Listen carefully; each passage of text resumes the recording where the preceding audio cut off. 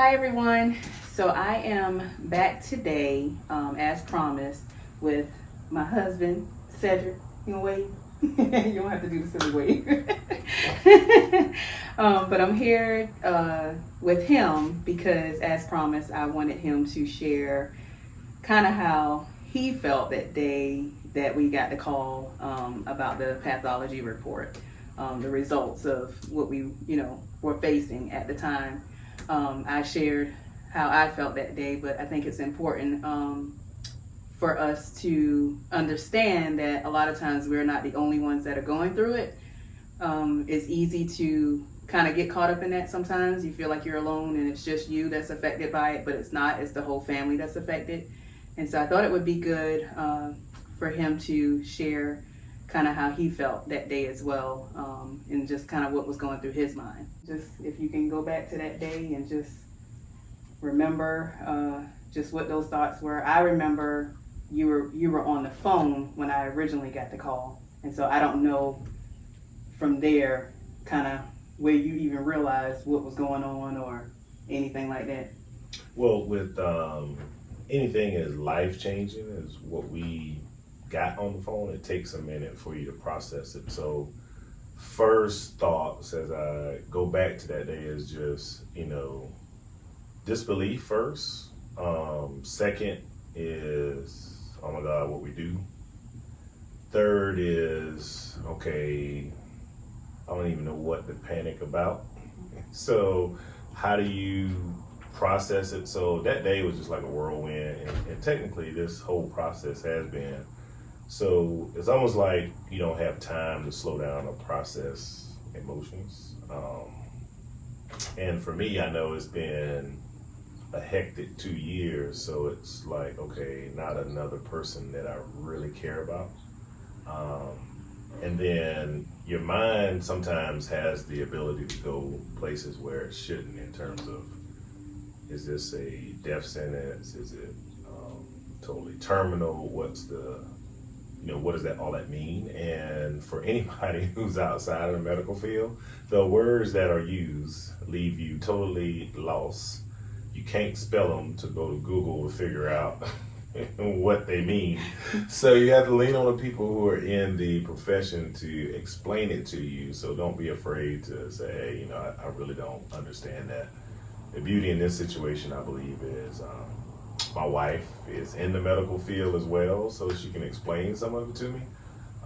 Yet, when you don't know what to look for or what definition it should be, everything in the medical field sounds, like, Lord, I was like, I don't even know what that sounds like, but it sounds like something really, really serious. And then when you look it up or you get a chance to sit down and talk about it, you say, okay, it's something that we can overcome. Right. And because that day initially, like the day we got the call, like we really didn't know anything outside of just the fact that it was cancer that was found out of the breast tissues. And so, like you said, like your mind just goes all over all over the place because you don't really know what's next in that step or in the process. Yeah, and then from then on, it's just been, okay, what can I do to support? Yeah. How does it change? Depending on where you are at in life, whether you work for someone or you work for yourself, how does that impact scheduling? How does that,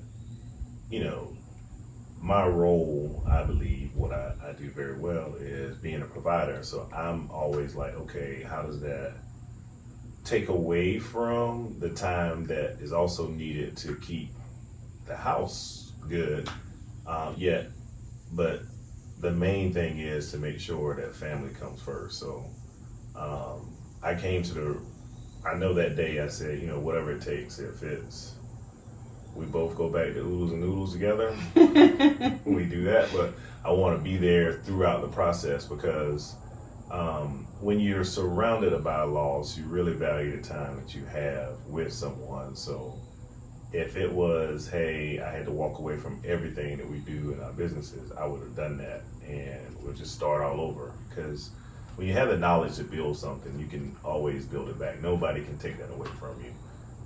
It's just resources that you use to help get you there, and resources are abundant. So no matter where you're at, just know, take care of family first.